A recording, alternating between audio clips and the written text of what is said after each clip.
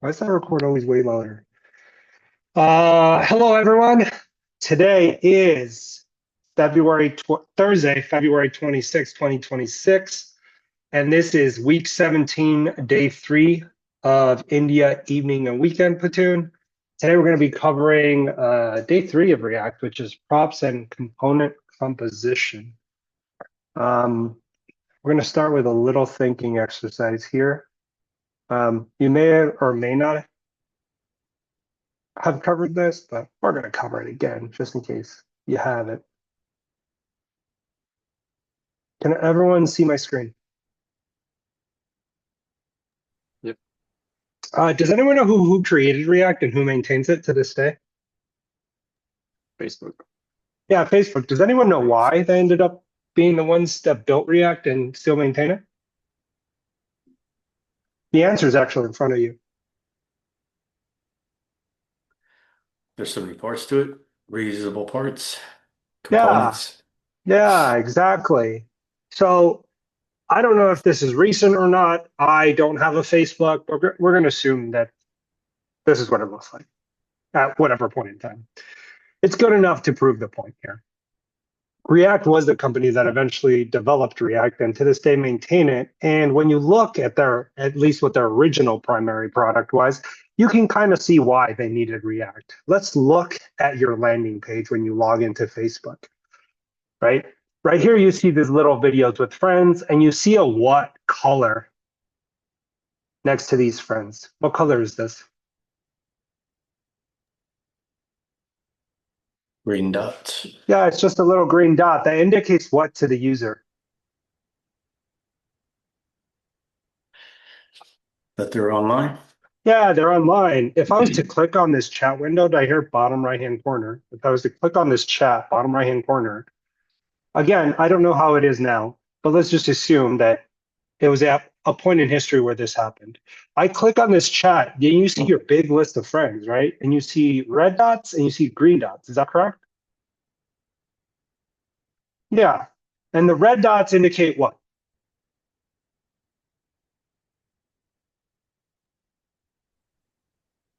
Offline. Yeah, offline, and green indicates online, that they're active, right? You can define active however you want, right? But those red dots and those green dots and these green dots are my favorite example of props, which is what we're going to be talking about today. The components are just, look at this right here. Look at this little circle. This kind of looks like Tom and Jerry, right? Or Tom in the cartoon Tom and Jerry. And it's got a little green dot, right? This is a component right here, this little square. And actually, when you go down to stories, these are all components too, right? And we've already discussed components. You probably already introduced to them. But today we're going to talk about props. Notice how all these components are exactly the same, right? What's the only thing that changes in this little circle, this little circle, this little circle, or this story, this story, this story, this story? Tell me the things that change between these components or these pictures right here. The image source. The image, what else? The color of the green dot, the name, right? All those are components. All those are props, I should say, right? When you create a component, you can reuse a component an infinite number of times. And the only thing that changes is the prop. What color is the circle? What image are you showing? Does everyone understand that? Yeah. Another classic example in Facebook is this, posting an update right here. Notice how creative post is the same for everyone, right? So this component's the same, right? Can you tell me what props go into this component when you create a post here? What could be a possible prop here?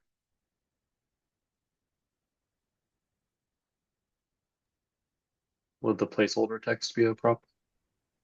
No, that's built into the component.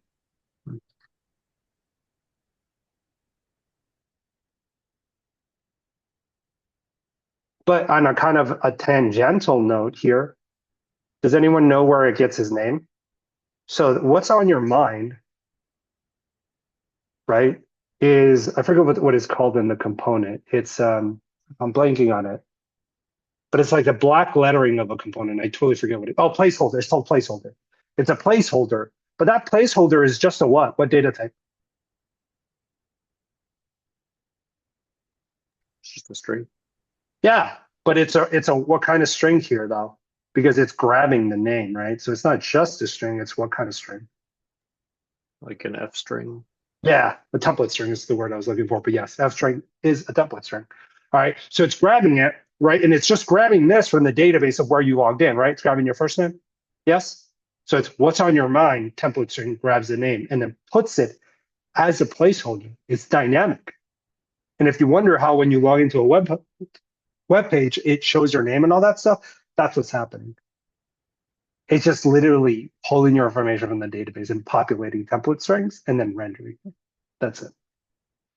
Okay, so in here though, you have this placeholder, but your string, whatever you type, hey, just had a bomb ass lunch at Texas Roadhouse. That string then becomes a prop, right? And it gets passed to the create post component, right?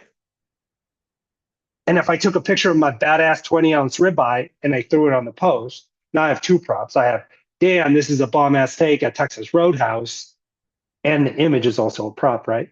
I'm passing it the component because now I have the caption and now I have a picture of my ribeye. Yes? So props are how you customize components. That's the main thing you need to remember. Yes? Cool.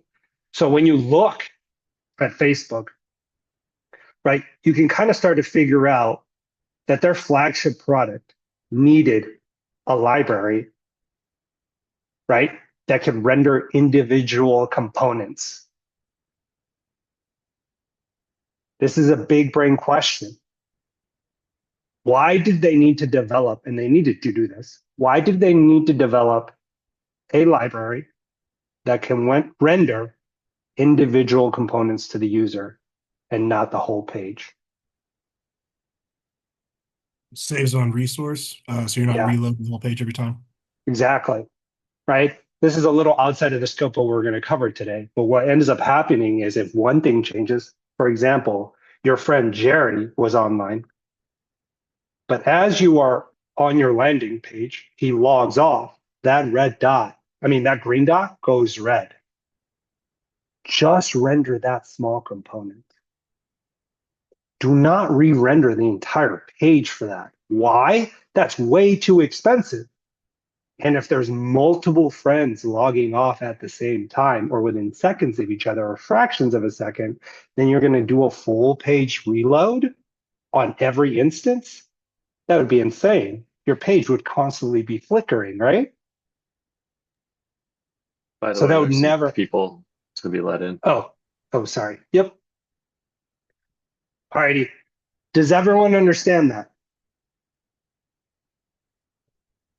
So this idea of component rendering is really, really powerful. And ultimately, right, what ends up happening under the hood is it compares the real DOM with the virtual DOM. And the minute that there's a slight change, it actually renders it for the user. But it doesn't render the full page. It renders just component by component. Why? It's just ultimately, however you want to slice it, cheaper. Yes? It's cheaper by every metric you want to use. Yes? Is it less compute? Yes. Is it less time? Yes. Make sense? So this is Facebook. And this is the reason why they developed React and they still maintain it to this day, right? And if there's something that you actually don't like about React, I think they have, I don't know where the repo is, might be GitHub, might be somewhere else, but you can actually open a complaint and open a ticket and say, hey man, be dope if you could fix this, or if this worked slightly different, and they will do it. Maybe if they find it important enough, or it gets enough upvotes on GitHub or whatever the case may be. Okay, so I love the Facebook landing page for teaching props and components because I think it's a quintessential example, and they developed it so it makes sense. That would make sense for their product the most. But let's look at another website that actually uses React as well, and you can, just looking at it, you can kind of tell what they're doing. It's literally identical, and that is Reddit. Reddit runs on React as well. what is this right here? This big box. It's a what? Probably a component. Component. Yeah, it's a component. And this image is a what? Prop. It's a prop, yeah. What about this string right here? Weird glass. It's another. Prop. You talking about Yeah. on top of the glass? Oh, Yeah, okay. it's another prop, right? So this right here, the title of this is a prop. This image or image carousel is also a prop, right? But there's things that also come with a component that aren't props, right? Things like 18 hours ago. How do you think they figured this out? I don't necessarily need the real answer, but if you start thinking about it, this was posted 18 hours ago. What's happening behind the hood here? They're pulling time from some time protocol or something like that. Somewhere in the code base, right? Somewhere in their code base, on post, took a timestamp, and they subtract that from the current time. That tells you this was posted 18 hours ago. Yes? And they just pass that in. That's it. That's all that is. Okay, so, and you start looking at it, notice, look at this little drop down. There's a little nav bar full of components, right? That's all it is. They're the same, right? If I hover over right here, that component, these are all the same component, actually. What's the only thing different? All these are the same component here on Reddit. What are the props that are different here? There's two. The link and the icon. Yep, actually, there's three. There's the title, the link, and the icon. Make sense? Because these are all going to take you to different places. The title's different and the image is different. But this is all one component. Actually, all of these are. So in the code base of this component would be like navbar component or whatever they want to call it. And it'd be just in one place in the code, right? So this idea of components is actually really, really powerful. Boom, boom, boom, boom. So there you go. Today, we're going to talk about exactly what we just talked about. Props. Props and component composition. So what are props in React? In short, they stand for properties.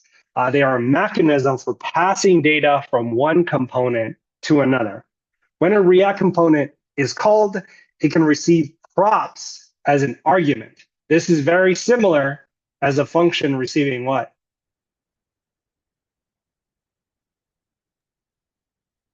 Parameter. Exactly. That's perfect. I would have hit you if you said argument, because that's not the same thing. But parameter is the right answer. That's what it is. So if you understand the analogy, you're in good shape.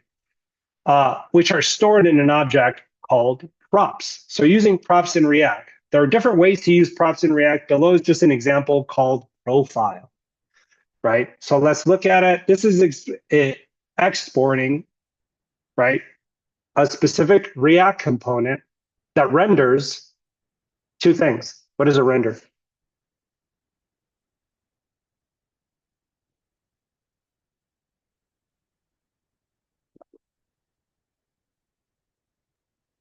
The name and the image URL. Yep, that's it, right? And what data type is this?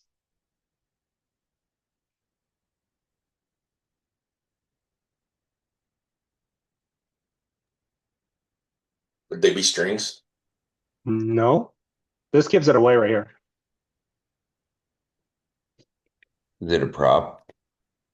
Yeah, but that's kind of the name of the parameter there, right? You don't want to define something with its definition. Or the What dictionary. data A type list. is it? It's not a list. Everything in Python and every object-oriented language is a what? Object. It's an object. And you can tell because the dot notation kind of gives it away. Right? So the image one is actually pretty easy to understand, right? Here you would just have the path to your image, whether it was local or whether it was a URL, right? But here you can tell you're pulling it from props, right? So you effectively pass props, right, to this. So look at this code right here. right? And look at your Reddit example. Props title, props image. Literally identical, right? Yes? Too easy. Alrighty. In this There's some- example, There's some questions in the chat too. yeah. Sorry, I'm terrible at this chat.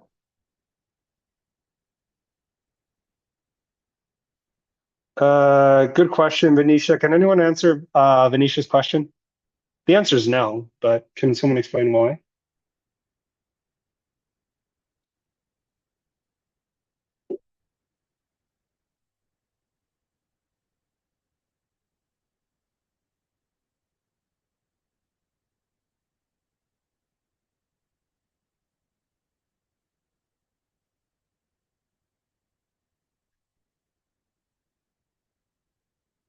It's not a method, it's a property, right? You grabbed a key that points to a value. If it was a method, it'd probably have what at the end?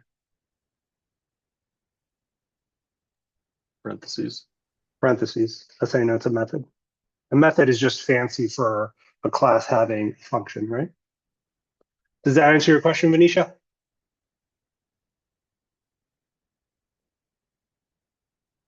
Okay, now what I said is mostly true.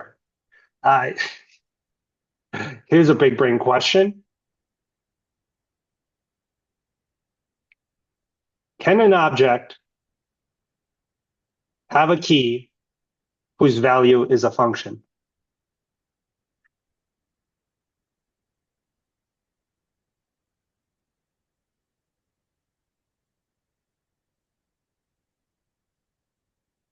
I'll say it again. Can an object have a key whose value is a function?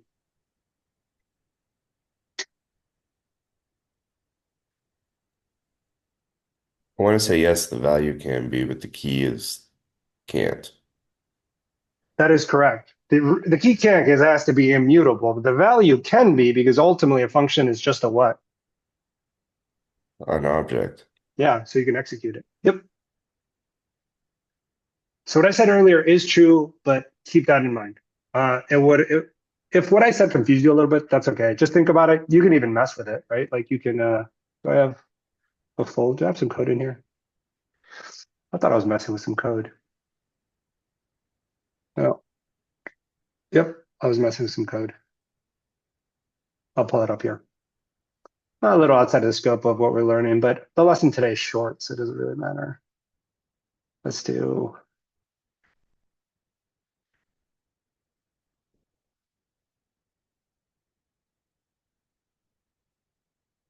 You have some dict here. You could have some func, could be your dictionary, and this could easily be some kind of anonymous function.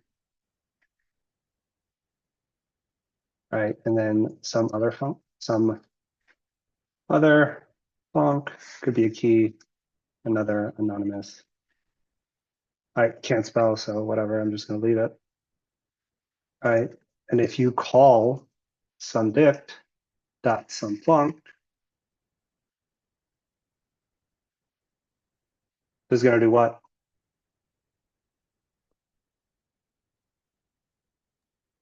Run another anonymous function. Yes, good job. Sidebar there, but just keep that in mind. All right, so in this example, the profile component in a props dictionary, two keys, name and image URL, and their corresponding values. The component uses these key value pairs to render HTML. But how do we actually pass these props to the component? One common approach is to pass them as key value pairs in what they call JSX. So for example, profile here is an example of what? This is being rendered as JXS, and this is just an example of A, starts with a C. Component, right? And you're passing in. This is a hard code, right? You're hard coding. You're not passing anything in. You're hard coding Benjamin Cohen and a URL, right? Which you can do, but you could also do this, right? Yes. Here's a tip. When you're developing in React, feel free to just hard code initially, right? And then you could start passing in the props to see if they work. Because if the hard code works, and then your props don't work, you know that the problem is with what? The prop. The props, right? Because this code is working and it's rendering your hard code, which means all this code is right. There's something wrong with your prop. Whatever it is that you're passing in, it's not rendering. It's not passing what you think is passing, right? So actually up here, I would probably like console log props that name or something like that and figure out what the hell is being passed in my component that is not rendering properly. Yes? Cool, cool, cool. All right. All right, so this is the hard code, but this is the way that you can pass it. So here we are passing two props to a profile component name. We already talked about it, image URL. Props can also be destructured, which can be useful for code clarity. This is an example of destructuring right here, right? If you're not familiar with destructuring, it's actually really popular. That and ternaries are probably two of the most popular things in React. So go back to the intro to Python, intro to JavaScript course, and reteach yourself destructuring and reteach yourself ternaries, because you're going to see them a lot in React, right? So here you're literally just pulling out. This assumes that props has how many key value pairs?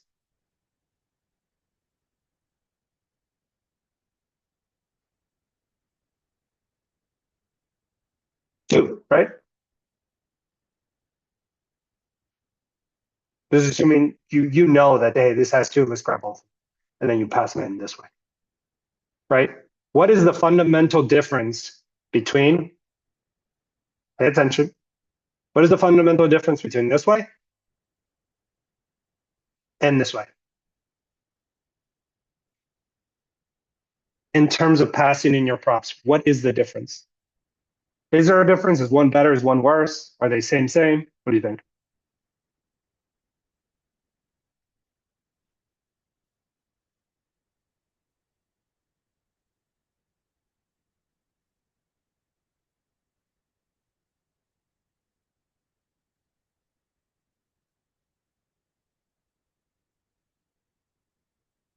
Both work.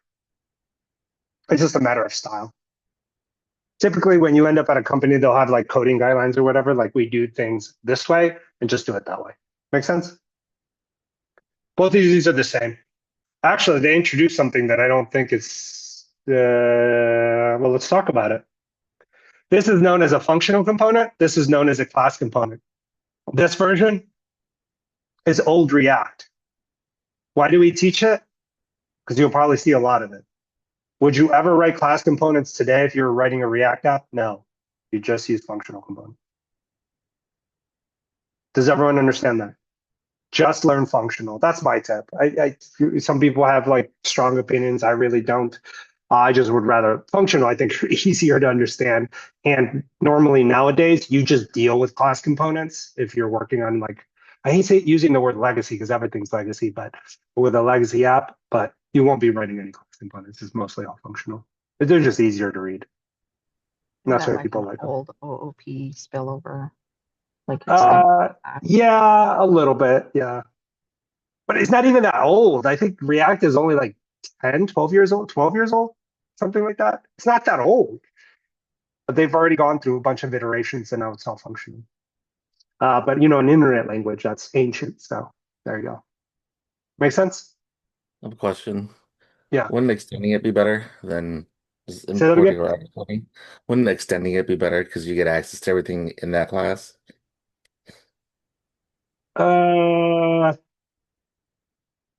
No, not really. You could do it in the functional way. Make sense? So when I was going through, they made us learn both, right? Which I guess at the time was fine. But looking back at it, that was probably a mistake because people got really confused. They're like, oh, we're learning class components and then we're learning functional components, like which one to use, right? I'm telling you, my tip of advice, just learn functional really well. That's good enough. Make sense? Yes?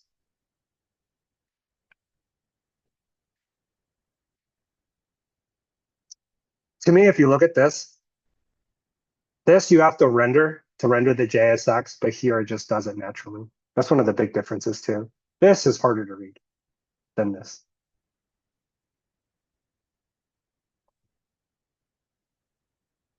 It's a syntactical sugar thing.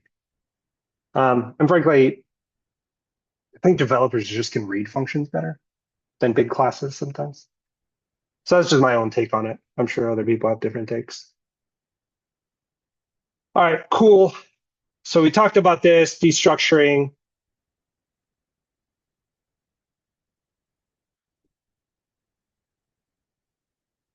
Let's talk about this right here.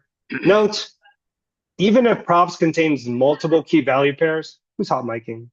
Oh, hot mic. Note, even if props contains multiple key value pairs, React components only take a single parameter props. Does everyone understand this? What is this saying here?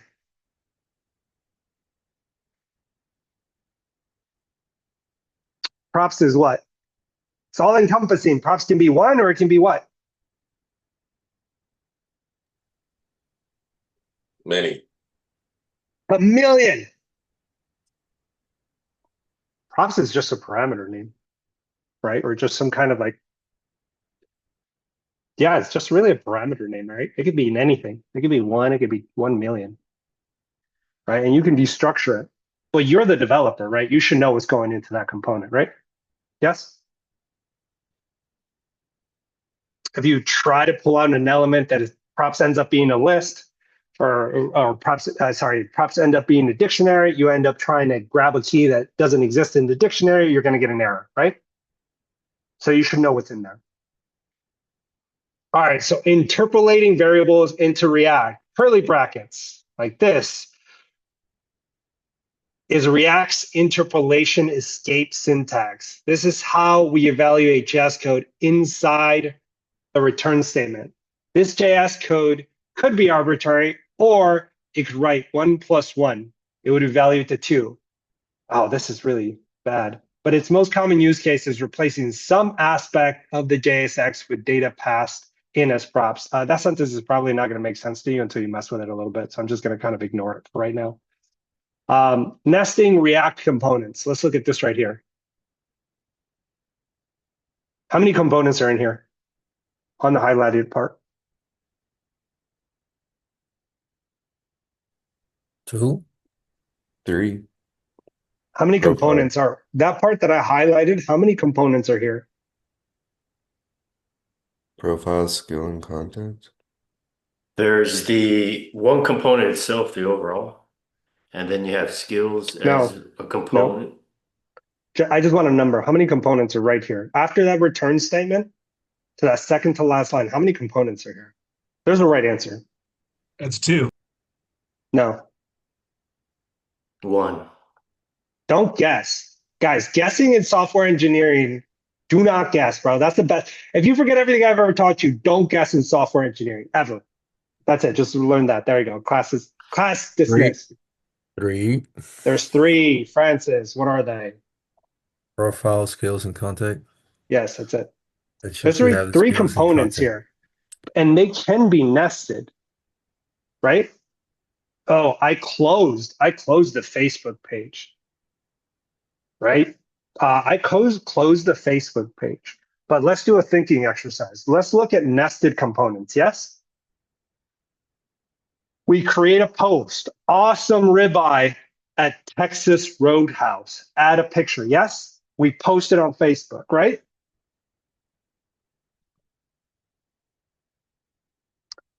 Someone comments underneath, damn, you should have invited me. Someone comments underneath after that, yeah, me too.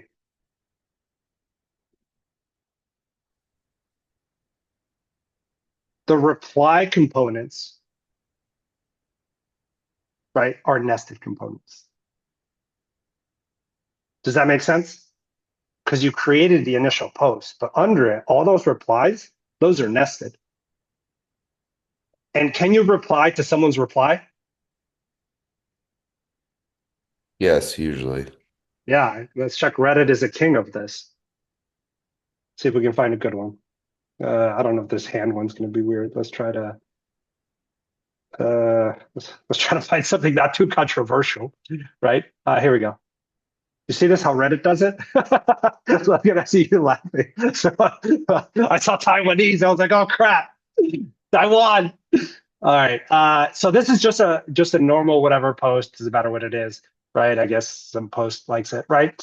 And someone comments, gets a bunch of likes, right? But here, this is a response to this post, right? But under here, it's a response to a response, a response to a response, right? That's actually a pretty good example of subcomponents, right? They're structured as subcomponents, but these all replies, they're really just all what? One component, right? And they're just nested.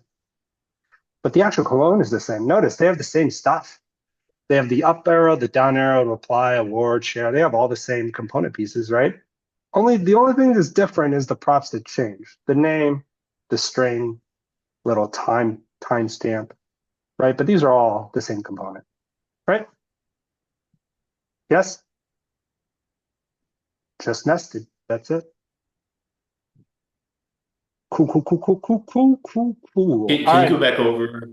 Can you go back over again? How many on the Yeah. code again on Yeah. the curriculum? So how many components there were, and it's kind of just break three. down each of the components? Contact is a component, skills is a component, and the one that probably threw you off is profile. This is just a closing component, right? It wraps both of the child components, which is skills and contact. Gotcha. Yep. All right. Built-in props. Okay. Class name, replacement for HTML attribute class, reference CSS. Built-in props.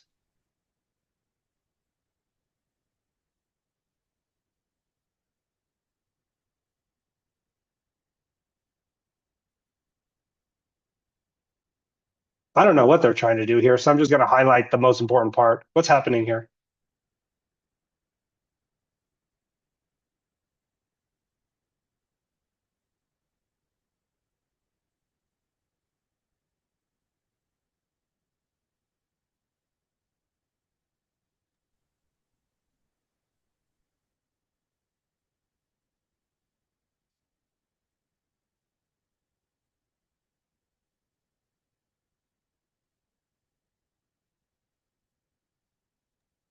You're passing in image URL and children, and then that's being used inside the return. What's weird about this one? That is correct. What's weird about this, the way that they did it here?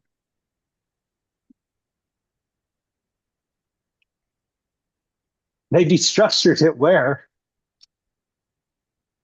In the parameter call. Yeah. Yeah, they just destructured it right there. Can you do this? Yeah, absolutely. Is it really any different than destructuring it right there on H2? Or image? Or children? No, it's not any different. Frankly, I think this is sloppy personally, but you can do it. So there's certain things about programming, and this is true of pretty much almost every programming language, at least every modern one. It's going to let you do things that you probably shouldn't do. It's up to you to kind of figure out if that's the best practice or not. It does stop you from doing certain things, but it's not going to stop you from doing everything. Does everyone understand that? Yes? Like you can import a library that adds 4 plus 4. Probably doesn't mean you should do it. You could just pass it 8 or whatever. Make sense? I don't know if that was a stupid example. It was supposed to be, but yeah, nothing stops you from doing that. Like you can do it. Probably when someone looks at that code, they're gonna be like, "This is stupid," but you can do it. Anyway, yeah. All right, on-click replacement for HTML attributes. Okay, so this is actually pretty important. Let's look at this function right here. They destructure a couple of the props, and it says on-click handler event alert. You clicked it, and what do we notice about this code here? This component, you can do what?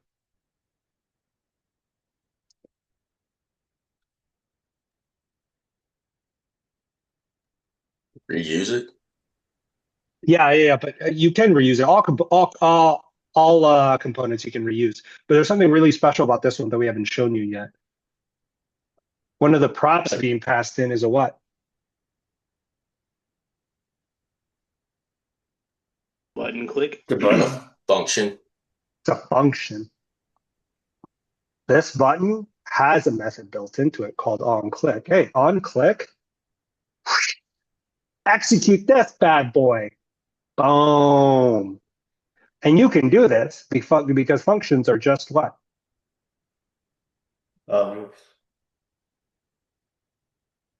It's the same reason you can do that.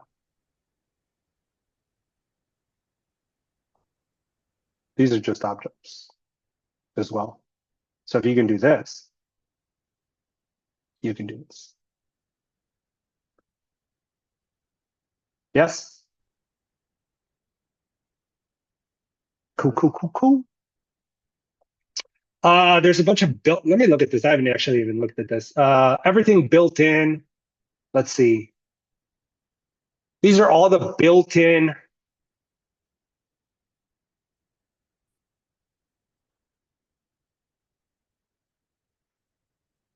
These are just built-in attributes, I believe, for the components. Yeah, built-in attributes that you can use. Oh, oops. Built-in attributes you can use. You're going to use this one quite a bit, right? You can pass a specific style, right? Let's use this one. I'm not going to do it right because I don't even remember how to do it. But for example, let's do this. Let's take this code. I just checked this list, so I'm literally just going to pull one off of there, right here. These are built-in attributes right here. They're saying that one is style. So this would look something like if I was to rewrite this component. Suppose we could do, when you just do JS maybe. There you go. Alrighty. We could do something like,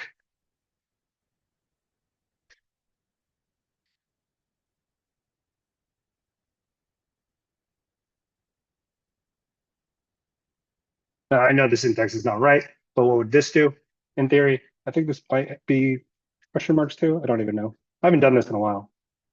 Yeah, close enough. Change the color to green when you click on it. Not necessarily when you click on it, but just the button would probably be some color green or something. Right, it just means that, hey, I can effectively change the style of that specific button. Right, it's something like this. It clearly is throwing an error. It's throwing a squiggly because I didn't write the syntax right. I don't remember even what it is, but I know that if these are built-in attributes, then I can utilize them. Same thing with onClick, right? Yes, and there's a bunch of them. OnClick, style. That's just a list. There's a bunch of stuff. Children, ref. There's all this stuff. Hidden. OnClick is a famous one because you use it a lot. We like clicking things. On drag enter, on drag start, focus. You see this sometimes. If you're ever filling out a form online, you ever hover over like a radio button and it gets bigger? That's like the focus one. On mouse move. You ever move your mouse and your mouse gets bigger so you can find it? You can change that setting on your computer, by the way. You ever like wiggle your mouse so you don't know where it is? Look, it just did it on mine. You see that? Yeah, that's on mouse move, right? Hey, it gets jumbo after I wiggle it, so it alerts the user, hey, your mouse is right here. Which is kind of important when you have like 3 monitors or you're running 2 monitors or something, you know? So cool. It's just good user experience. Anyway, a lot of built-in functionality into React. Feel free to mess with it. There's a bunch of there's this one too. This is the one we were talking about, the Facebook little gray out, right? Remember what I was called? The placeholder? It'd be something like whatever. Hello, or let's do, I don't remember how you do this actually. Is it the money sign? I don't remember. Whatever. Welcome to Facebook. Right, and this be username or something. Clearly I didn't write it right, but it'd be something like that. Right. Remember when we were looking at the placeholder for the Facebook create a post? Remember that?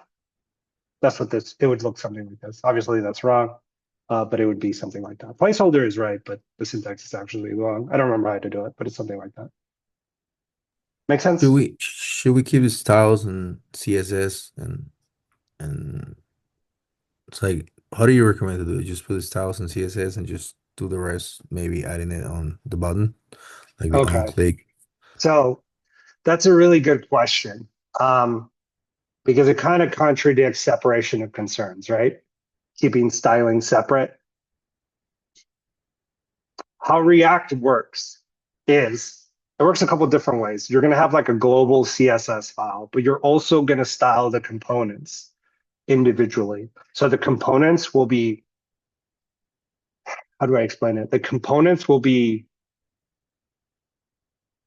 have everything that they need, right? And everything that they need to function will be passed to it, right? Typically, the core functionality is built in, including style, and it's encased in the component. And then all the things that change are passed to it as props. So if that component's always blue is going to already be in the component. Does that make Okay, sense? so just keep the essential in there. Like, for example, the color of the status. No, because the color of the status changes. An easy way to think about this is, Okay. if this part of the component will never change, it's encompassed in the component. If something within this component changes, then it has to be passed to it as a prompt. That's actually a really good rule of thumb. Does everyone understand that? I'll say it again. So components should be written in a way where everything that doesn't change is encased in the component, and everything that does is passed to it. Does everyone understand that? If you let's say like your site had two buttons primarily, like submit buttons were always blue and reject buttons were always gray, would you have two button components, or would you just make it to where that information would be passed along to? That's a style check it. choice. You asked a Yeah, really tough question. That's a style choice. It depends how you want to maintain the code. How I would do it, if those colors never changed, I would just have two buttons, one red, one green, and I wouldn't mess around with that problem.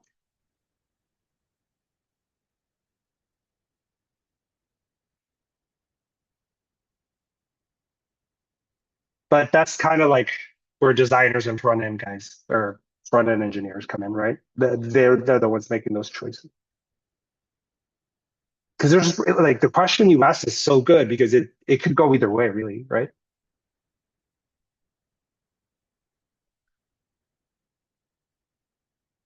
Okay, cool. So we talked about passing in a function, this built-in functionalities in there.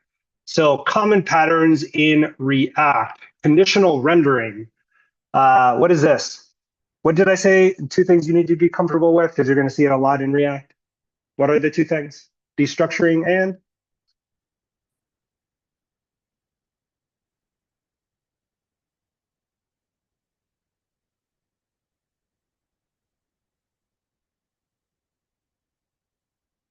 It's highlighted there. Ternaries. Yeah, ternaries. And you're going to see this a lot. This is a ternary, but it's kind of like beefed up a little bit. This is saying, hey, if image URL exists and image URL is length 0, right? Do this. If not, do this. Right? So this and, right? You're going to see a lot, right? If these two cases are true, show this. If it's not, just return null or display null in this case, right? So ternaries, conditional rendering, super common in web dev. Can anyone think of any place on a website where you see conditional rendering? If you're logged in versus not logged Yeah. in. That's it. So before you even build your personal personal projects or group projects, that's the very first thing you're going to probably do. If you are not logged in, it shows a login button. If you are logged in, show what button? Log out. Log out. That's it. That's just a ternary. Conditional rendering. If logged in, you have credentials, show log out. If it doesn't, show log in because you haven't logged in. Yes? And you see ternaries everywhere, right?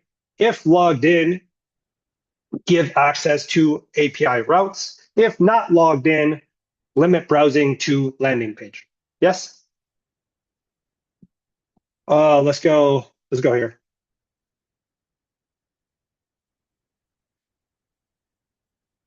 Where can I go in Netflix? Can buy gift cards. Can do a speed test. I can redeem gift cards. Okay, cool. I can go to Netflix shop. Okay. So I can do kind of a lot of different things on the Netflix website, except I can't do what specifically?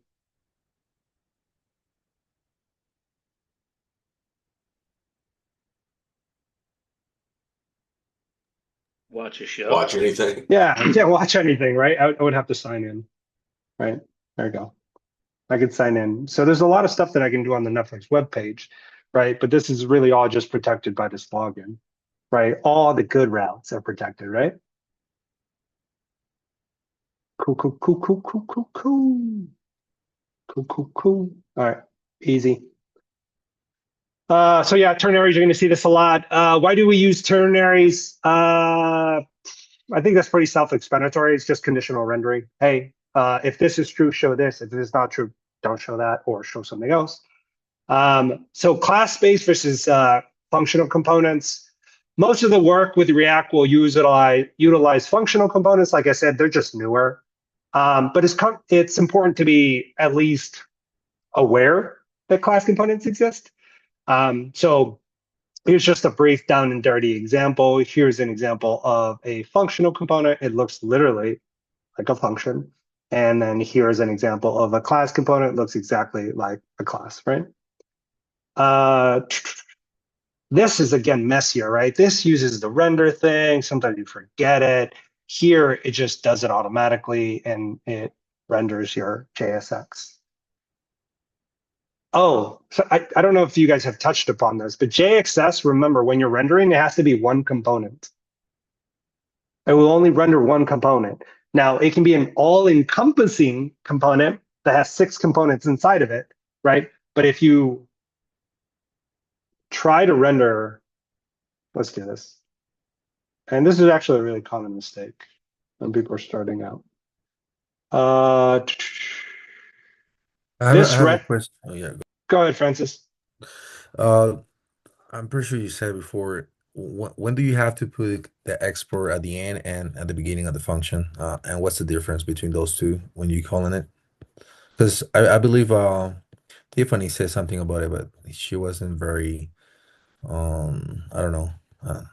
I didn't understand. Can you explain me when to use it and what's the difference? You're always going to export it. Why? Okay. Because you're going to import it into a different web page.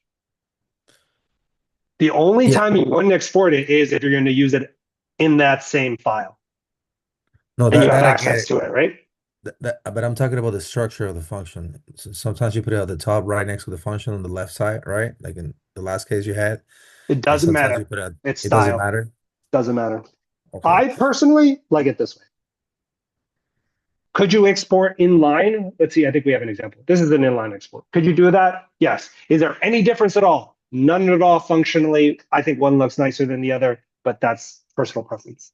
Make sense? Okay. Good question, though. Thank you.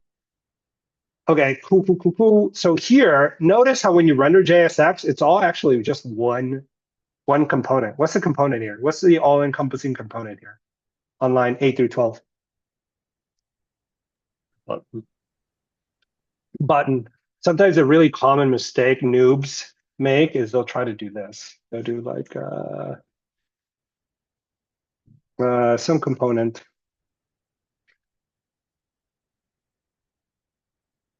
And no, I'm not going to write real code. They'll do something like this. What's wrong with this? So is this where the fragments come in? Because we kind of went over fragments earlier in the week and I didn't really understand it. Yeah, you can wrap everything in a fragment and it's one component that renders JSX. Right, but if you do this, you're going to throw an error. It's going to give you something along the lines of, I can't remember what the error is. I never write React, but it's going to be something along the lines of, hey, you can't render more than one component, right? But if you wrap this all in a fragment,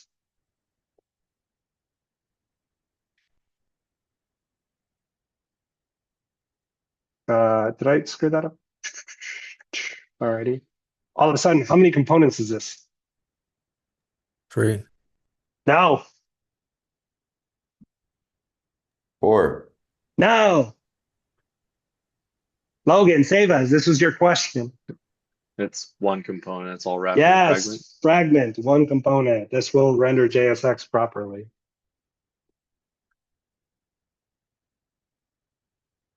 Okay, I delete this. This will throw an error because It's not wrapped. yeah, it's not right because it's 3 components. You can even see, you can see my my VS Code complaining. You see that? It says JSX expressions must have one parent element. And right now, this doesn't have one parent element. Button works because it's all encompassing. It's one parent element, button. But here you have 3 separate components. And that's how React is reading it. So this will throw an error.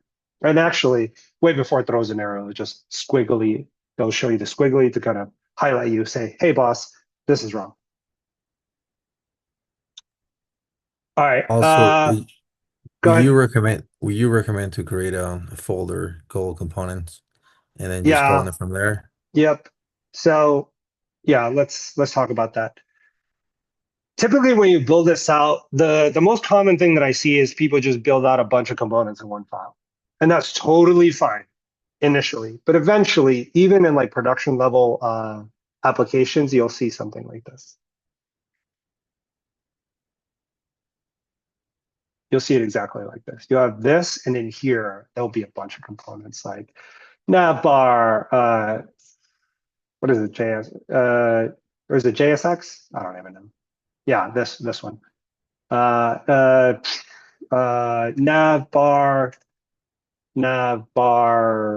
box JSX. You'll have whatever title box JSX. You'll have whatever I don't even know form .jsx. There you go. You have all of these components, right? And you're exporting each one of those components because in reality, you should modularize your application as much as possible. You export all these components, you import them into wherever they need to be imported in, and then you deploy your application that way. Initially, you're going to do it all, just like when you write application, sometimes you just write it all in 1 or 2 files. Eventually, you'll learn about modularity, and React is actually a really good library to practice on, to work on that, because eventually you'll end up with something like this. Make sense?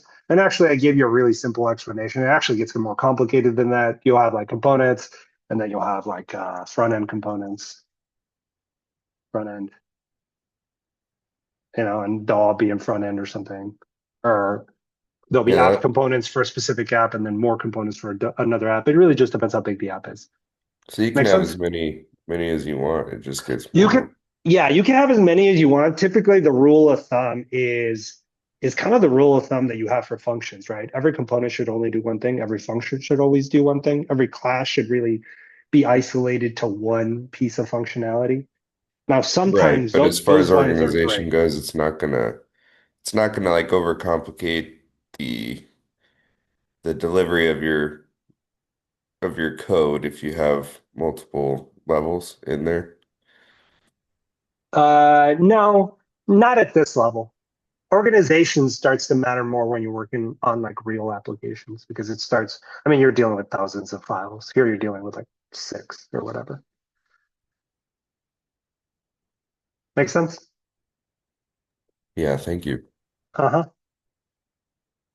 Okay, cool. Let me state abbreviator and panel app are the 2 assignments for today. How long I've been yapping? I always yap an hour, always. All right, we're gonna start with state. We're gonna take a break, no worries. We're gonna take a break in a second, but we're gonna start with React state abbreviator. And I'm gonna cut you loose individually. So in a little bit, what we're gonna do is we're gonna take a break, we're gonna come back individually, we're gonna try to tackle React state abbreviator individually, and then we'll break out to groups for the second assignment, which is the basic React panel app. But before we do that, I would like to go over. Am I running this? I'm not running this. Cool. They've already shown you how to run a little Vite React project. Yes. I'll do the little run dev. You guys know how to get this far, right? Yes. Yeah. Yep. Okay. Yep. Cool. So I'm running this. It's actually really important to kind of look through, and I haven't done anything to this. I literally just added this, but this is nothing. Right, I can delete that, whatever. But it's actually really important to understand kind of what these files do. So let's look through it. This was nothing. I just was teaching it, whatever. It's nothing. Okay. So when you actually bootstrap this project, right, you get all of this stuff. Can you hear me right now? I feel like I'm frozen. No, we're good. You're cutting out. Yeah. All right. How about now? No, I thought Am it I was. back? I thought it was me. No, it's a little okay. choppy. Am I back or no? Let me check my Wi-Fi. You back on my. Sound good to me. Better, at least. Okay, give me 1 second. I'm slowing down purposefully to see if my connection improves. Are we good now? Because that was choppy on my end too. Yeah, it sounds fine now. Okay, perfect. All right. So it's actually super important. So when you bootstrap this application using Vite, right now I'm running the dev server and you get this. It's really important to understand like which files do something, which files don't do anything, right? So when you go in here, have they taught you already which files do something, which don't? Nope. Yeah, I don't even know what the main JSX file does. Okay, cool. No worries. We're going to try to walk through a little bit of it. Start a new project. And when you go in here, most of your action for right now, is going to be on this app.jsx, right? This right here is index CSS. You can delete this and you can recreate it. You don't need it, right? App CSS, we're going to leave that there. But here is where all this stuff is happening. Notice this count. There's a count. Here, there's this like href, Vite dev, right? There's an image here, right? I think this is this Vite logo, but we really don't need this, right? You can delete this. Okay, deleted. And you're importing it here. Notice how it reacted, right? It removed it. Now this import is not doing anything. Okay, cool. So now we have Vite, we have this React. This looks to be CSS. I'm going to leave it alone. But if you look here, right, this is the title. This is the title, but all this stuff you kind of don't need. So let's just leave it at the title, right? So this div, remember, JSX is only one component. So I can delete this. Let's just leave the H1. I'm going to leave the H1 here, and it shouldn't break anything. I don't need to count. This is a freshy app. Here you go, Vite React. CRM was the best.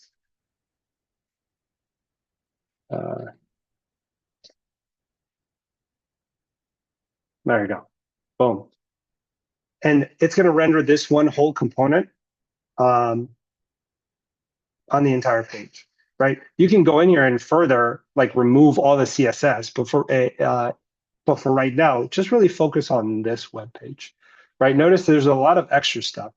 Just import your components for right now. Import your components into app.jsx, render them here under one component. Yes? Should we do npm install every Yeah, I would here and there start a just new in one. case? Yep. Yeah, just go to the day one and do the npm byte install or whatever JavaScript. Last question. It's just got many questions on this front end. I've noticed that on my projects, I have every time that I create a React name, right? So when I do the installation and everything, it says init on it, so it's already built in, right? The initializing already with Git. In my case, it does every time I create a profile or every time I create a folder in React, it just comes automatically. Is it normal or I'm doing? No, it's you screwed up. You ended up doing a git init probably at the root directory of your computer. That's what's going on. You need to go in there and remove that because it's a pain in the ass. Even though if I fork it, I mean, it's already there. If it's being Yeah, it shouldn't forked, be there, it right? shouldn't be Any there. any new folder that you create, it shouldn't be there. Like, are you creating just like this folder? Notice I just created it from scratch. Now, if you're Yeah. forking from repos, yes, there's going to be a git init in there, Yes. right? But if you're just creating from scratch, there shouldn't be one unless you tell it to. No, when I do the React thing, the npm create by latest. So when I do that, it just comes automatically with the init in there. So I'm looking for, I'm trying to erase that .git, but there's no such a .git I'm in. pretty sure you have a git init at the root of your directory on your computer. I'm almost I'll, positive. That's I'll what your take a issue hit. is. You need to go in there and remove it. Thank you. Happens all the time, actually. Very common mistake. Okay. So when you tackle the project after we come back from break, this is what I want. Just create your components inside source. Like if you want to create a folder called components and go all fancy, sure. Eventually you'll get there. But for right now, you can just create your 2 or 3 components in here and then import them into app.jx and then display them right here on line 8 on that return statement. Yes? Super easy? Does everyone understand what the objective is here? Okay. Right. Question, is line 10 a component?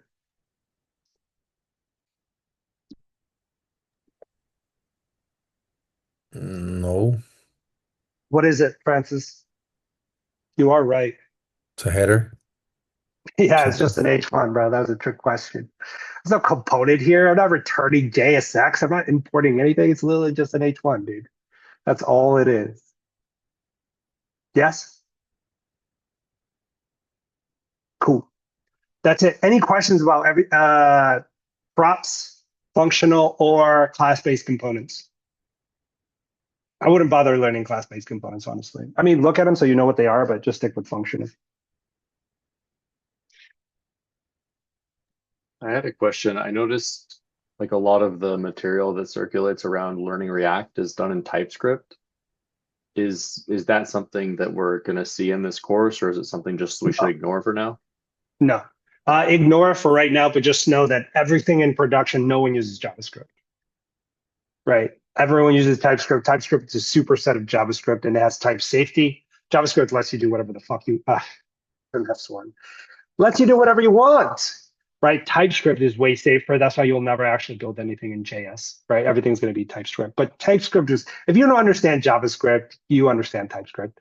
Like it's just you have to be very declarative about the types. And there's a couple other things that are different, but you can pick it up pretty easily. It's not that hard. So everything in production, like I showed you the Reddit webpage and the Facebook, all that is React with TypeScript, not JavaScript. Right now, JavaScript is just easy to learn. That's why we use it. But yeah, hey, when you get to your job, you won't. You use a lot of TypeScript probably, depending on what you're doing, but you won't use any JavaScript. Hey, one favor. My signal is pretty bad here in the jungle, so I might be going in and going out. I don't know if you're okay with that. If not, I'll just go back to the video later. I feel like in Jungle Warfare Terrain Combat, man. Whatever you think is best, Francis. Are you like Thank you. Tikal or something, bro? Like the rainforests of Guatemala? No, you don't have to answer that. I don't really care. No, I'll tell you. I'm in Medellin, Colombia. So All right. it's hard. Anyway, all right, cool. I yapped forever. So this is what's going to happen. Let me pause the All right, we're back for a little bit after I gave you a little bit of time to work on assignment 1. How are we doing?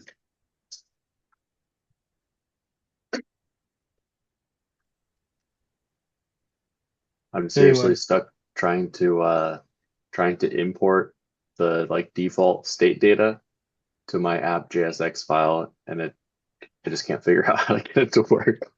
Okay, cool. We can go over that. Anyone else? Still trying to learn the concepts. Okay. We haven't made much headway on this. Yes? Is that the feeling I'm getting? Correct. Okay, no worries. In terms of kind of like the entire time I've been here, typically the two hardest things for people to do are OOP, that assessment, and then React. Typically the two hardest things. Sometimes people struggle with Django a little bit, the models, but in general, it's always OOP first, typically React second, Django third in that order. What's better, Angular or React on this? It just depends, man. It really just depends what you want to do. Like everything in software is like it depends. Not one is necessarily better. It's just about using the right, this is a cliche answer, but this is the answer you always get, is using the right tool for the job. And that's what it is. I've been trying to compare.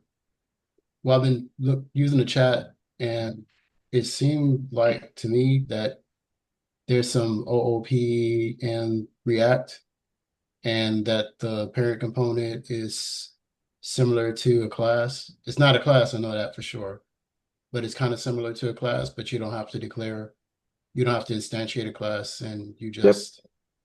just basically use composition for the child That's components. kind of a weird way to think about it, but if it helps you, sure. Yeah.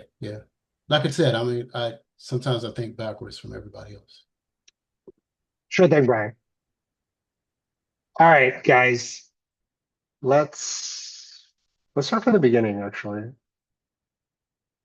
on this assignment. Okay, cool. This is your assignment right here on the left and right? The only thing that I did is this was the props demo I was showing you earlier. And the only thing I did is I went in here and I just cloned this. That's it. That's what this folder is. Yes? So for your assignment, what do you get actually? What do you get? You The get the props that you options need to of put. this. Yeah. You get The what? data. Yeah, you get You some get data. Okay, state cool. data, yeah. Yeah, you get like state data, some abbreviations. Cool. That's all you get. All right, so you need to go into state abbreviator, and what do you want to do first? If you're starting from scratch, you need to do what?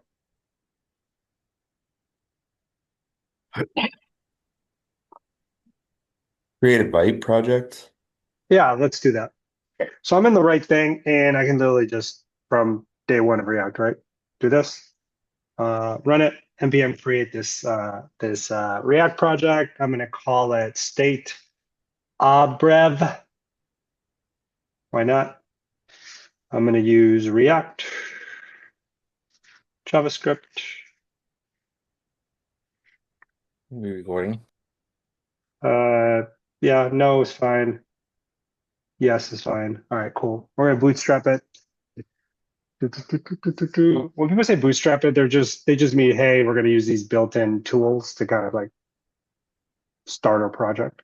All right, so this is actually running already. All right, so we started it. We can go here, write Neo. Cool, we got this. And we know from earlier that we can go in here, we go to source, created a bunch of stuff, but we don't really need assets, right? That app CSS will keep it, don't really need it. This is really the one that oh, sorry about that. I actually went into the wrong folder. All right, so let's go back to the regular one. I'm not using props demo, I'm actually using state bread, right? So I went to source, this is what was just created, right? We know that you come in here and we don't really need most of this stuff, right? Let's just keep the H1 and then the outside fragment so it doesn't break, right? And this is gonna be state abbreviations, state Brad. Cool. All right. So now we know, hey, we're working on it. We're in the right folder. This just changed. Cool. All right. So right now we just have an H1, but we don't have an actual component. We can get rid of this. We can later create it if we want, right? But we don't need it. Assets, you don't really need. Right. Let's try to minimize this. Ooh, what happened here? Someone read this error for me.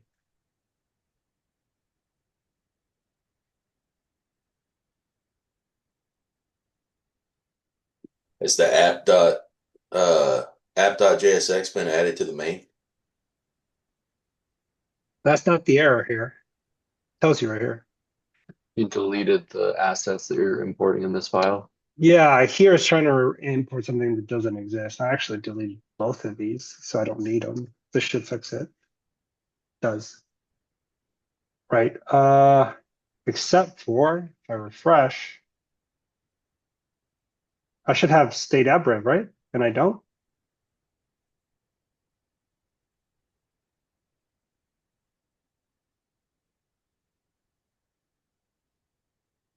Did I mess something up? Do I control Z? Okay, this right here didn't need. Okay, cool. I save this. I'm still getting this. All right, I deleted this as well. How do I check if this exists? Line 9.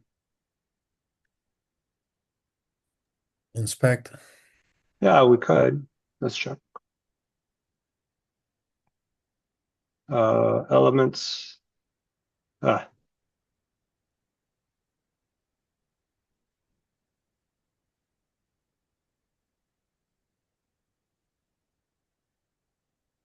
What do you notice?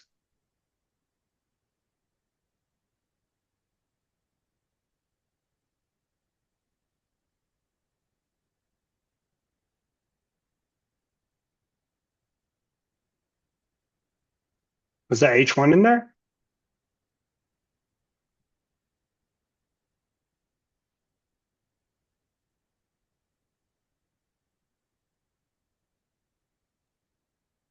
No. Where's my H1?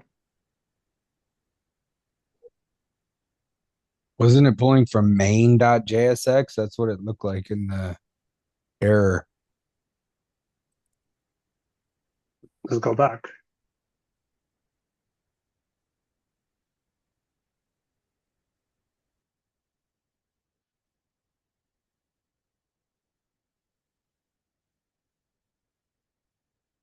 Let's go back until it worked.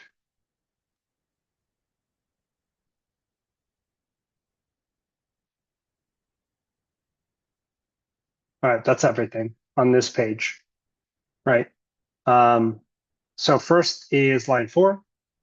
Line 4, I deleted, right? Import React logo, I deleted this. So if I get rid of this, I shouldn't get the error anymore.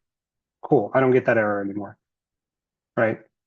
But the issue is, doesn't feel like I'm getting what? You're gonna run into things like this, so it's important that we kind of figure out what's happening here.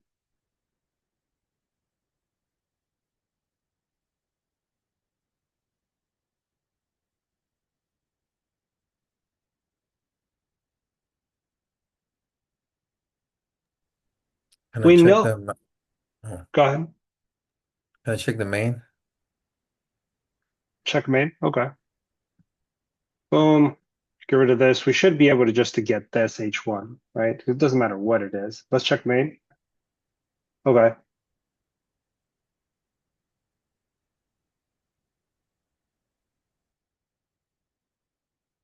Alrighty. So we got a different error here. So this is, it looks like main JSX, this index CSS. What happened? What did I do? It's supposed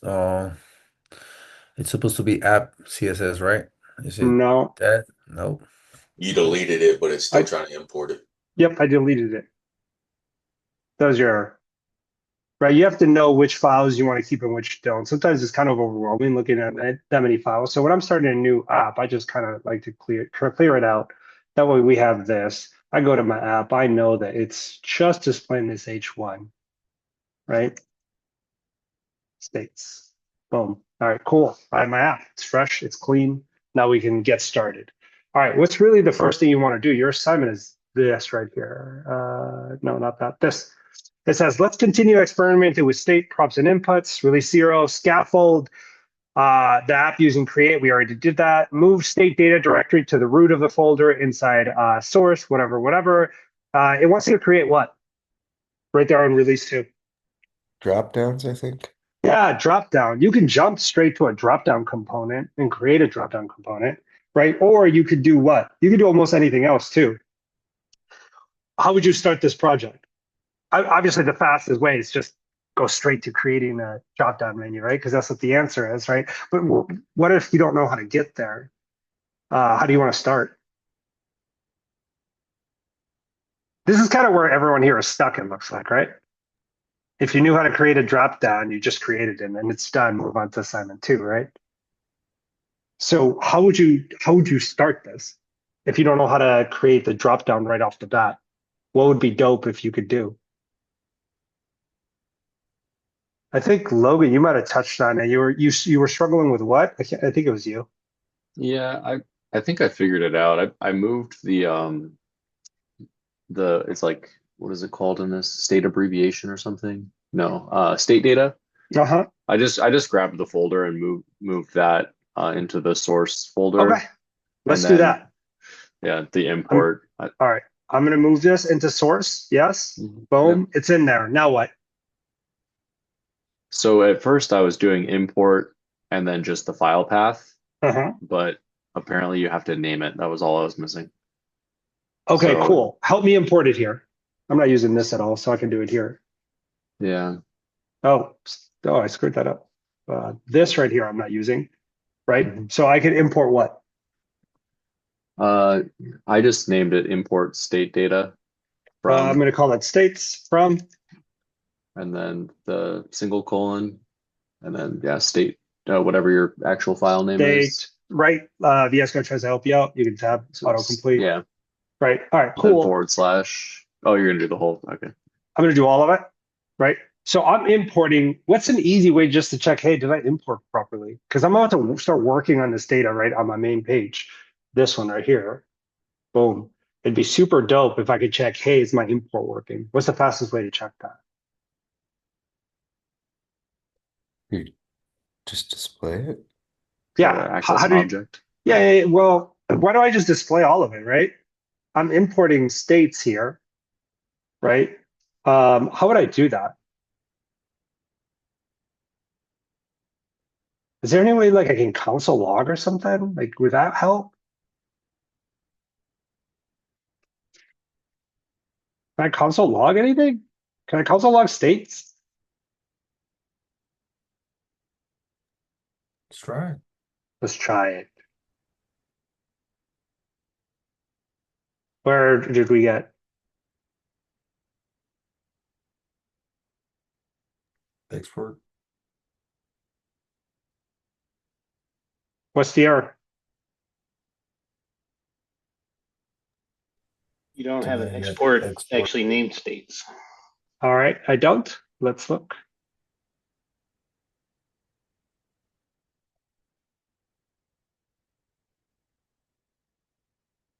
What's it called? Default. Yeah, right? You go in here. Could you import it this way? Yeah, right? Or you could just give it a value, right? About states, right? Did you import it like this, or did you give it a variable name, Logan? I just imported it like you have it now. Okay, cool. Walk me through it. How do I console log it then to make sure it's importing correctly? I have no idea. I had it in a component by then. Okay, cool. Let me show you something. This right here, you can import it as default if you really know how to do that already. That's fine. But you can also remember you're exporting this. So this could be a variable too, right? You can export on states, right? And this is just a what?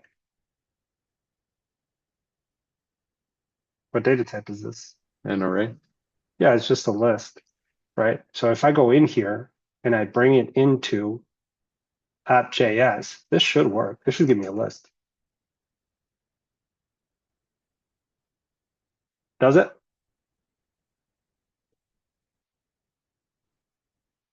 Yeah. Yep. Notice I'm not going straight to the dropdown because I don't know how to do that yet. I'm pretty new to React. That's fine, right? But you can export the default, right? But this right here, this is actually, they did it.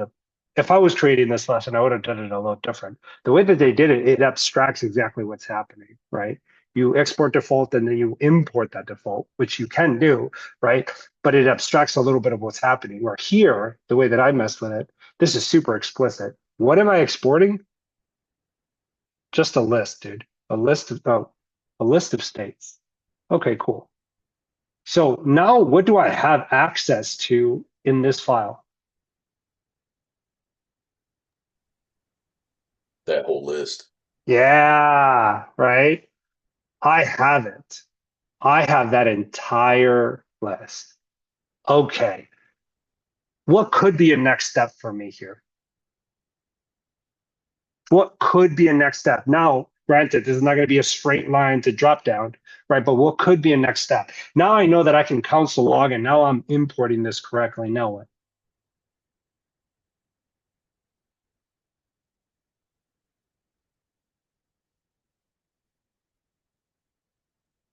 Let's grab the first state now.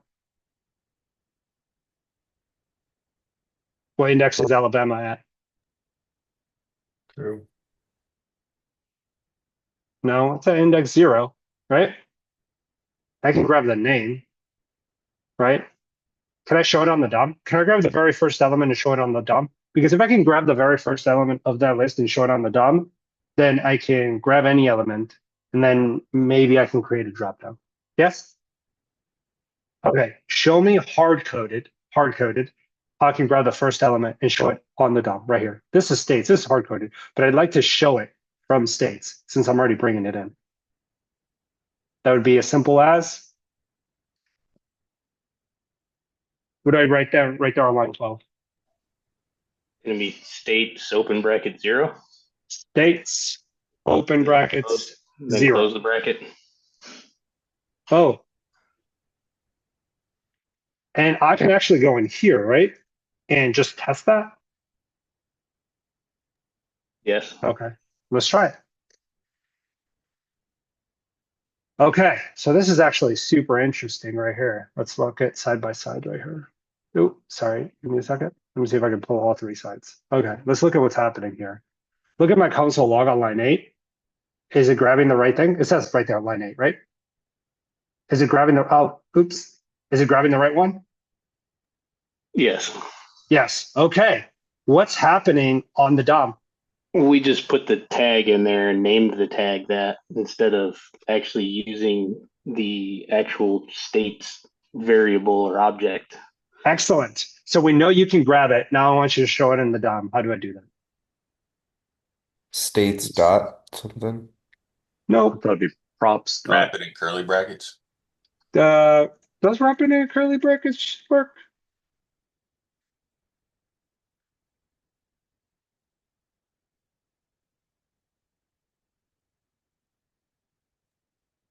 It was worth a shot. It says Changed objects are its not. color. I thought it worked. It says objects are now valid as React child. Object with keys name alpha. If you meant to render a collection of children, use an array instead, right? But we don't want to render an entire list, right? It's trying to help you out, but we don't want to render an entire list. We just want to render one what? What's this? Line 8. I thought these were the props that we just learned about. We're walking there. You guys are not quite the process. We're trying to get there, right? We're trying to piecemeal it. Okay, first, is our import working? Okay, our importer is working. Okay, how do we get to show like just one element in the DOM, right?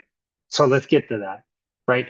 Then we create the component. Then we can pass them in as props, right? Then we create the we can have the dropdown, right? You guys are going straight to the dropdown, but if you don't understand exactly what I'm walking through right here, you're not going to be able to get the dropdown, at least not conceptually. So we need the first index item of the first index item of the list, right? because we want the name. Is that what that is trying to say? Is like it has to, because it says object with keys name alpha 2. We don't want name and then the alpha 2. I'm assuming that's like the character type or the like abbreviation type or something. So Do we want name? yeah, or bracket 0. My word, yeah. Did you get it, Scott? You did. You got it. This is right. Looks like Now, you got it here. yeah, you got it. Right. Okay. So what have we accomplished in this? Did we get the drop down? No, we're still very far away from the drop down. But we know, right, that now there's a specific way we can import it, right? You can do the default way too. I think it's harder because it abstracts what's happening. I would do it this way and then figure out how the other import works. That's the way that I would do it. And that's if had I written this is the way I would have written it.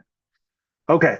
So here, now we're importing, right? We're not messing with this just yet, right? What's the only thing that we did? Prove that we could grab one item, one name out of that list and put it out on the page. That's it. And when you create a drop down, aren't you just going to do a version of this, just all of them? So guess what? This, right? This right here is going to be somewhere in your code, right? Like as you iterate through the entire list, you're going to be grabbing this. And this is going to be, and you can assign it to a variable called a name of state. And you have another variable called state abbreviation, and then you can grab this key right here. Yeah. I could have grabbed alpha 2, right?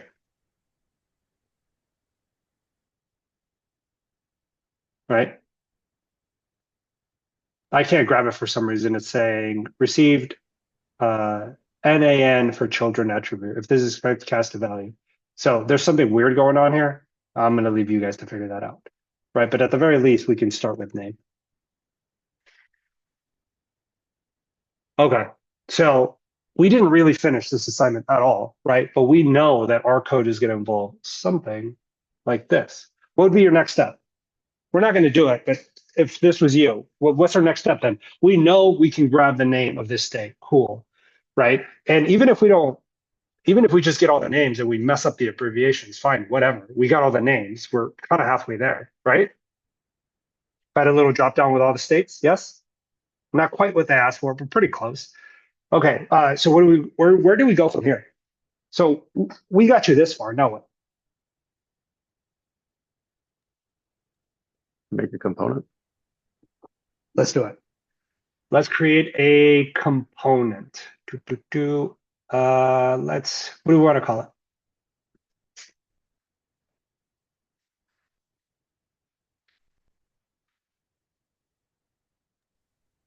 Drop down? Yeah, drop down. All right, sweet. All right, drop down.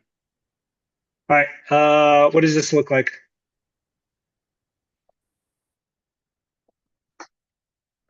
Let's export inline. Export what? Default function state display. Yes. State display. And what do we want to do? Return what?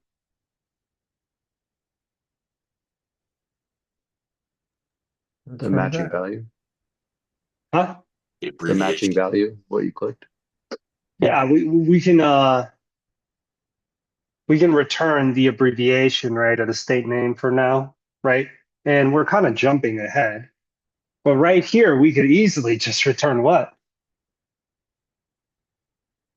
The name. The exact same thing we did on the other one. Yeah. Yeah, we could, but we could even go simpler, Scott. Like your answer does work, but what can we just display a string for now and check if our component's being imported properly and used properly? Can we do that? Yes, of course. All right, let's try. This is just what? Why did that work? This is a fragment of I'm working. I don't even know if the string here is going to work, honestly. Maybe we have to do an H1 in here. I don't know. We're going to figure it out. But I know that should be able to do some version of this, right? Okay, cool. Now what's the next step? Notice this doesn't get us there, but it doesn't get us all the way there. But at the very least, I have some state display component that's just returning a hard code here. Cool. Can I import it into app.js now? JSX. Yes. Okay, so now I am going to import right here. I am going to import what? Import, what did I call it? State drop down? Drop down. State display. Well, what did I call it? State display, base state display, sorry. Import state display from what? Drop down? Is that what it was? Down. Yep. Drop down. You see that? It's trying to help me out. Okay, cool. It's trying to help me out. I can get rid of this for right now. I'm going to get rid of my use. No, I'm going to keep it because I'm going to use it later. All right, cool. All right. Refresh. Cool. You gotta All put right. it in curly braces, right? Yep, we're going to get to that. This right here is returning one element, right? But here, I'd really like to test if I'm bringing in state display correctly, right? So I can just jump in here, right? And can I display it? Yes. State display? Yep. Or what is this? / I forget what it's. Oh, give me a second. This is just what? / Something like that, right? Well, I guess we're going to find out. It's like that, right? Sorry, I don't write React. Am I returning one JSX component here on line 10 to 13?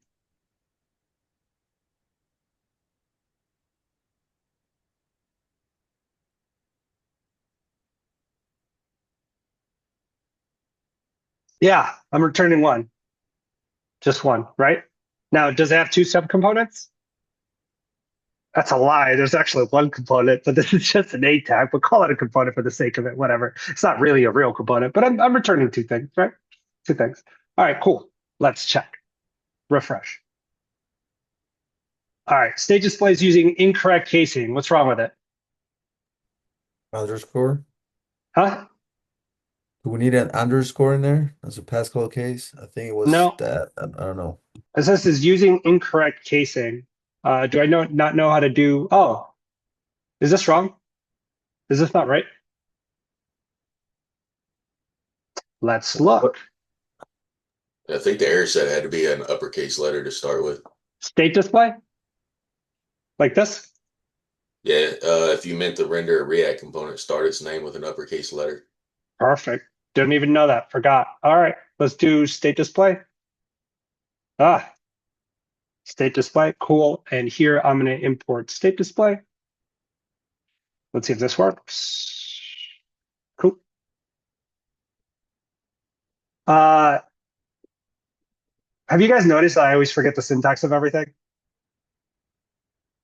Everyone notice that? You're not going to hurt my feelings.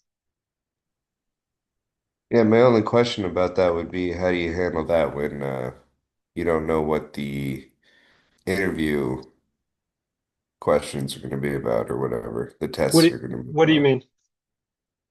Or the challenges, I guess, the interview challenges that you guys have described. Mm-hmm. He's So if asking you how you don't, got hired. yeah, You practice, like I man. understand you're not going to know Yeah. everything, but what, You it practice, just man. brings You up train for questions months. like, Yeah, I trained for like 3 years, nonstop. So you just train for it. So here you can tell, hey, I don't write React, but what you do understand now, this is actually not bad at me. I understand how it's conceptually how it works, even though I don't understand. Even though I forget the syntax, I don't write React ever. I haven't written React since pretty much I was in Platoon 3+ years ago, almost 4 years ago, right? But conceptually, I understand the framework, and conceptually, I understand how programming is supposed to work. So this all comes back to me. Make sense? What do you notice about our screen now? working. Yeah. What am I rendering here?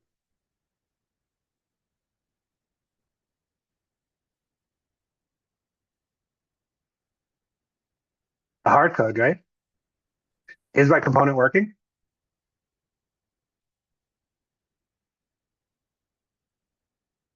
Yeah, it is, right?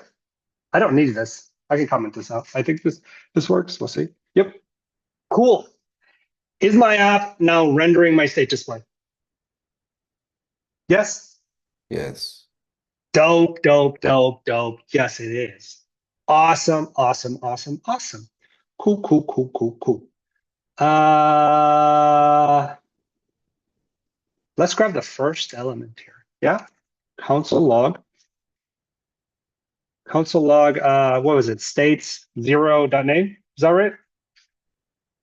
Is that right? Cool. Yep. Alabama. Yeah. Yes. Yes. Awesome.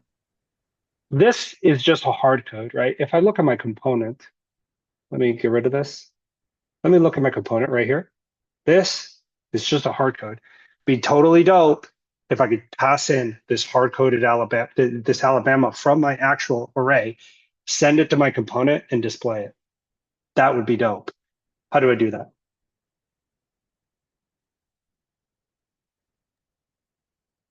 Import the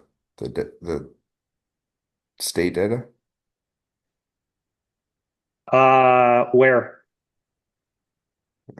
I'm sure. Into here, I think.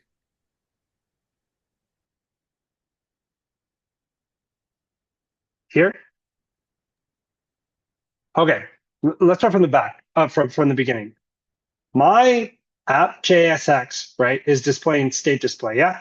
I am rendering the component state display, which is here. But this is just a hard code. It'd be totally dope if I could just grab the first element in that list and pass it in. And instead of a hard code, if I'm working, pass in Alabama, because I know that's coming from my data source. What do I need to? I need to fix two things. What's the first thing you want to fix? It doesn't really matter the order here.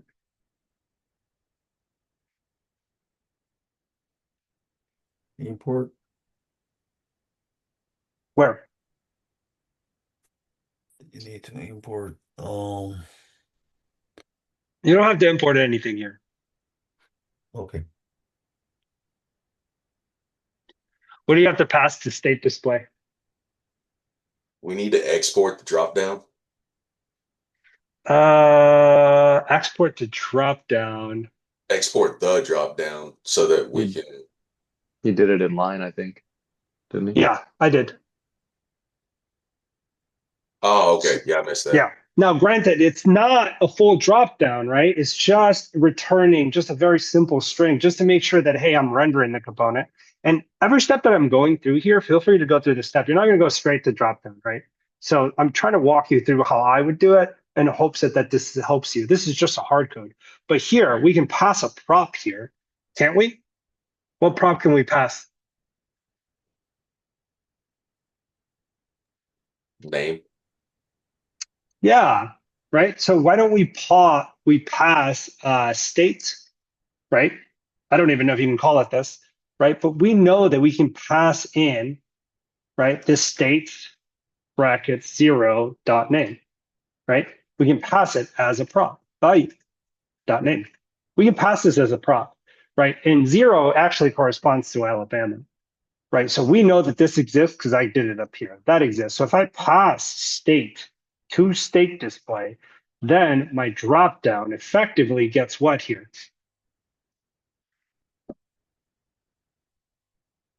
Well, I knew. Alabama.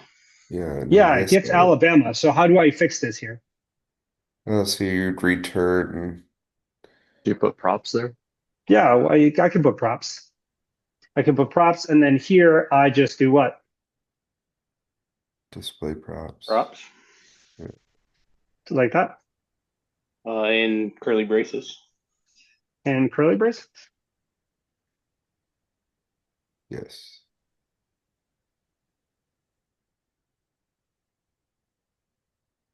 Do we need to access the like props.name here or Oh, yeah. I don't know. What do you have to do? How would you debug this? Does it help if I console log this? Like, what is this? Props. I need to figure out what this is. All right, do I have this error anywhere? Oh, what did we find out? It gives you the entire object, not the key or the value. Yeah. All right, so what do we need to do? What is props? It's an object. I want Alabama. So is it state?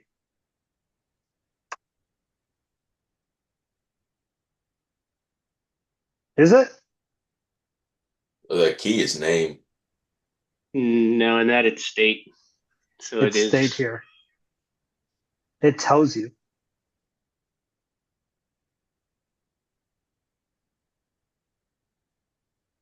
You have to follow the data flow based on where you're pulling the information from. Look at that. I got it, right?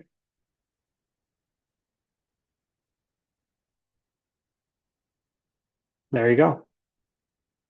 That's how you start. You're not going to go straight to drop down, but if you can understand what we just did here, right? Then here we passed in one value. Yes? This is one value? Yes? Can I pass? Is Go ahead. this what you've got highlighted? Is that the answer to Scott's question? Why it's not dot name, it's dot state? Yes. That just clicked for me too, Logan. Yeah, I was with you, Scott. I was like, what is he talking about? Yes. And then you went to Right. the screen. I was like, oh. Yes. I only knew it because it said it in the error. Yeah. Can I So- can I take a look at the stored the state data you have in there? I just want to take a look at it real quick. It's just this. You have it name too. and alpha 2. Okay. So if I do brackets 0, brackets 1, should be able to call it as well. Grab Alabama if it's written in this manner. Figure out the No. default import as well on your own. Okay, so if I call bracket 0 bracket instead name, I put bracket 0 or 1, it should be able to call as well, right? It depends how you're importing it. Okay. So context matters, right? If I'm just grabbing it straight off the list here, you can do that, right? But if this is being sent as a prop in a state, be very careful of what exactly is being sent, because this is effectively an object. So if I put instead name, I put alpha 2, it should be able to call it too, right? Try it and see if that works. I tried it earlier and it wasn't working. I would have to go back again, so I'm not sure. Okay. Okay, so where are we at here? Actually, I don't know if this will work, but I think props. I don't know if this matters here. Does prop? Can this be donkey? I don't even know. Let's try. It might matter. It might not. I'm not sure. This shows you that props is actually a keyword within this framework, right? It's not just a parameter name. It's one of those instances where the word matters, right? When you create a class in Python, it's got to be capitalized, right? Be lowercase, it's not going to work. All right, so there you go. Props is a keyword here. So there you go. We have Alabama. Now, we haven't got the full dropdown, right? And I've been talking a long time, so I'm going to wrap it up here, right? But I just showed you, that's it. This is how you complete this assignment. Instead of here, you send one object, right? But what if you sent, and this is how you solve it, a list of objects? You send in a list of objects, your dropdown gets a list of objects. And you can then create a dropdown that populates with the list of objects? Of course you can, and that solves it. I just did it for one item because it's easier to follow. Yes? Yes, that helps. Thank you. Yep. Instead of state, this could be states. And when you're passing in is just a list of objects. Or it could be an object of objects, right? It depends how you do it, but that would work. Okay, that took way longer than I expected. It always does. Any questions about what we just did? I just wanted you guys to follow the data flow of just one item. And that's what we did. Now you just extrapolate to a list of items. Make sense?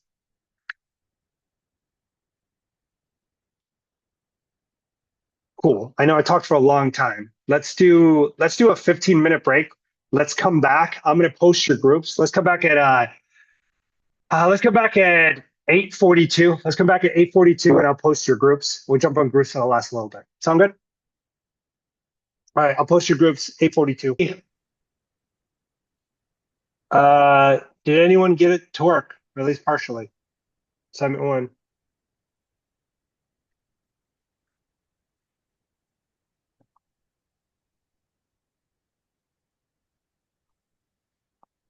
Or anyone? Jose, you got it. Well, I'll share what we're trying to do. I could do that real quick. Yeah, let me just share. Where the heck is the share button on this? Son of a B. I can't even share. Okay, here we go. All right. Basically, what we were trying to do was basically piggyback off of the code that you had assisted us with. And we said, okay, well, we need to create a drop down. So we went and we Googled drop down in React. So we kind of took this here and we said, what we'll do is we'll take this right now and just try to show a drop down menu. A drop down menu with this. And we're getting back and forth. We kept going back and forth, but basically we went down a drop down and all we're trying to really do is just show a drop down menu and kind of work from there. Kind of like how we use the concept you were using earlier where, hey, just show something on the screen and then take it from there. So this is what we said. We renamed this state display, this function. We made sure we started off line by line. And we went back to the back to app.js, made sure this all still kind of lined up that it would be able to pull from it. And before we even did this, we had to make sure that we copied everything right. Because even though we copied from you, we still had I still had some little minor issues, syntax issues that I had to fix before I could get to this point. Anyway, so once we got past all that, we started working on this. So going back to the drop-down menu or drop-down component, we started taking it line by line just to show a drop-down menu. And this is as far as we got. And so we basically we renamed this to state display so that way we can make sure that it showed up on the app.jsx, and then we just were trying to get this thing to show up, and that's kind of where we got pulled into class after that. So that's slowly we're getting there, I think, and then we're going to just modify this thing to show the index. But this is as far as we got. Gotcha. And This is actually, the, yeah, this is pretty good, actually. I'm going to expand on this. Okay, thank you. Thank you, Jose. yeah. So that was actually a pretty good idea. But if anyone thought about this, you could have implemented a drop-down with one item, right? Yes. Anyone think of doing that? You already had the one item. Why don't you implement that drop-down with one item? Because if that works, then you implement it with more than one item. You could have cut the list too, right? You could have got 2 items. And the minute you get it working with 2 items, then you got the whole thing, right? Or chop the list, show off 50. Make sense? Makes sense. So Jose's group's approach was good, except they jumped straight to, hey, let's show any dropdown. No, the answer should have been, hey, let's show a dropdown with a 1. And then 2. And the minute that you can get 2, you can get all. And it makes the data a little bit more manageable. Right, because at 2, you can still, you can console log and print everything. Right, index 0, index 1. And then you're off to the races. You see the process that I took in walking you through getting closer to the answer? That's what everyone here has to be really good at. When you meet people and they're like, oh, really good at problem solving? You ever hear that? The number of people that I met that are truly exceptional problem solving are like 2 or 3 people my entire life. Like my entire life. So when people say that, just know that's not true.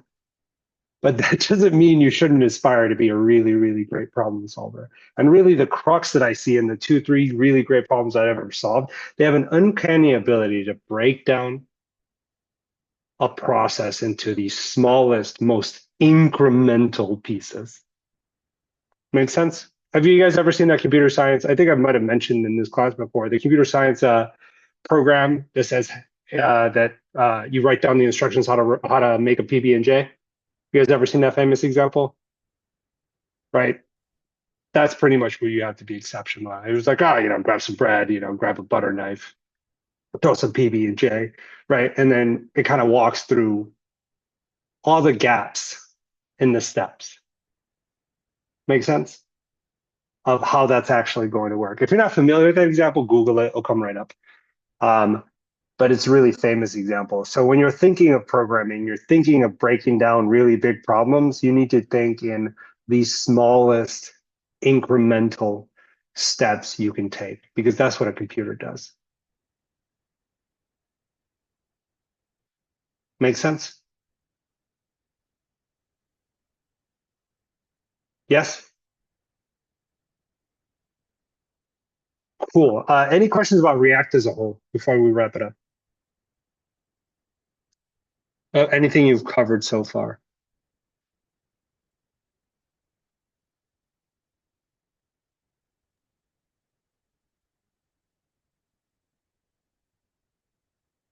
Okay. Last thing I'll say is props is probably one of the two most important components of React are probably props, what you learned today, and then state. We haven't covered use state, right? We did. Okay. You did? Yeah, I think on Tuesday. Okay. So if you can understand props and you can understand use state, right? That's pretty much the crux of React, right? Remember the thing about props, they only go down. If you think about it, if your component's component had a component, you could pass it everything it needs, right? Think about it. Yes? Of course you could. Right? You could also even pass your component's component something that component doesn't use, but its component does. Right? Now, how many layers you go down, right? You want to limit it. Ultimately, that's known as prop drilling, which is kind of bad if it goes in too deep. It's like nested if statements, right? If you go really more than one, you probably screwed up. Yes. So it's a little bit of like style of like writing code. That's really important. But keep that in mind. Okay, most important things React so far is make sure you understand state, make sure you understand props. If you can get that, the rest will come to you, especially the creating components and fragments and components of components. Make sense?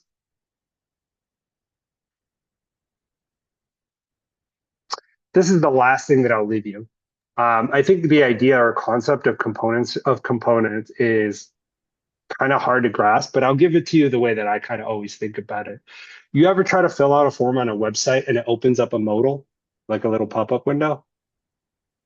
Right? That's actually a really good example. The modal can be a component, right? But sometimes that component will have like a drop down for like your birthday, right? Or like a file upload or something, right? Those are different components. Right, because that file upload is not maybe just in that modal, right? It's probably used across the application. It's not the only place you're probably going to upload a PDF or a picture of your license or whatever the case may be, right? Yeah. So that's kind of a really good example. These modals, in my head, I always think of modals. If you didn't know what that was, that's the name of it. It's called a modal. Very popular. All right. That's all I have.